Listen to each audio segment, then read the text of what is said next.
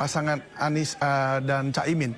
Mengapa angka Anies dan Caimin ini justru malah turun terus? Bahkan sebelumnya masih di angka 10-an%, sekarang sudah 9%.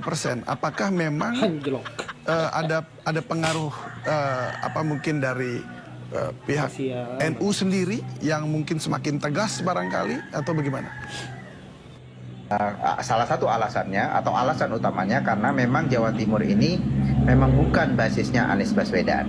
Ini dari dulu memang ini adalah basis para pendukung Pak Jokowi. 2 kali pemilu sebelumnya 2014 dan 2019 Jawa Timur itu lebih dominan ke Joko Widodo. Karena itu kemudian itu juga yang menjelaskan kenapa Ganjar Pranowo lebih kuat di sana, karena dia melanjutkan ya tradisi Jawa Timur sebagai basis Joko Widodo, dan publik kan melihat Ganjar Pranowo ini sangat dekat dengan figur Joko Widodo atau lebih mirip dengan Joko Widodo. Survei yang terbaik itu nanti pada tanggal 14 Februari di saat rakyat menunjukkan sikap secara rahasia.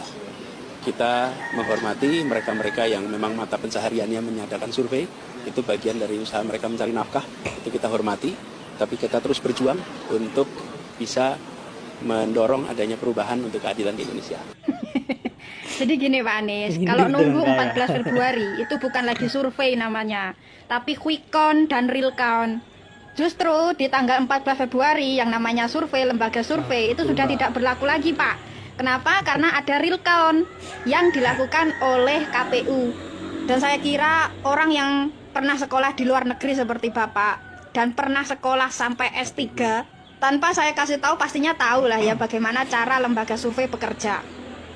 Jadi bukan sekedar lembaga untuk mencari nafkah. Dan saya juga yakin orang-orang yang bekerja di lembaga survei itu bukan orang yang sembarangan, tapi juga orang yang berakademisi tinggi juga setara dengan Pak Anies. Dan hasil dari survei mereka itu juga ada metodenya, ada ilmiahnya, ada hitungannya, bahkan ada sampelnya. Jadi saya kira nggak etis lah orang yang berakademisi tinggi seperti Pak Anies yang sekolah sampai Amerika, bergelar doktor S3 malah mendowngrade alias merendahkan para lembaga survei hanya karena hasil survei mereka tidak pernah menempatkan nama Bapak di urutan nomor 1. Jadi pesan saya kepada Pak Anies, sebelum ingin merubah Indonesia, lebih baik Pak Anies belajar merubah mulut Anda sendiri Pak. Jangan jahat banget Pak. Hanya karena profesi lembaga orang tidak menguntungkan Bapak, mulut Bapak merendahkan lembaga mereka sebagai lembaga untuk mencari nafkah. Padahal sejatinya setiap dari kita itu sama-sama orang yang mencari nafkah Pak. Termasuk Pak Anies yang sekarang mencalonkan diri sebagai capres. Secara tidak langsung Bapak juga mencari nafkah sebagai presiden. Jadi sebelum Bapak bicara perubahan dan keadilan, Bapak belajar berkaca dan merubah diri Bapak sendiri.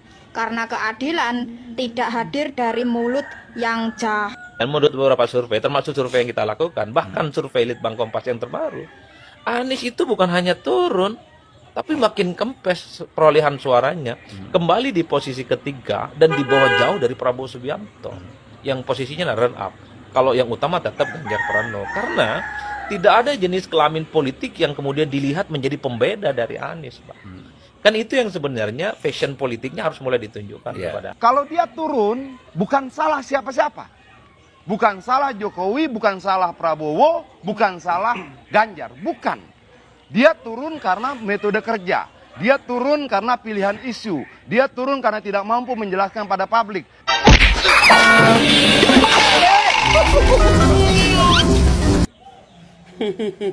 Hati-hati Pak, kepentok tuh. Ya ampun Bapak, ada aja. Hati-hati ya Bos, sehat selalu. Nah, itulah tadi faktanya bahwa Anies Baswedan tidak mampu menerima apa yang menjadi hasil survei dari lembaga NSI dan sebagainya, bahwa Anies selalu menempati di posisi ketiga, di mana Anies terlihat mengecilkan profesi sebagai atau mengecilkan lembaga survei yang ada. Saya kira sikap yang seperti ini sikap yang buruk sebagai calon seorang pemimpin. Setuju dengan Mbak tadi yang mengatakan bahwa kalau menunggu sampai 14 Februari itu bukan lagi berbicara persoalan survei tapi real count, yang dimana perhitungan suara dari KPU itu sendiri.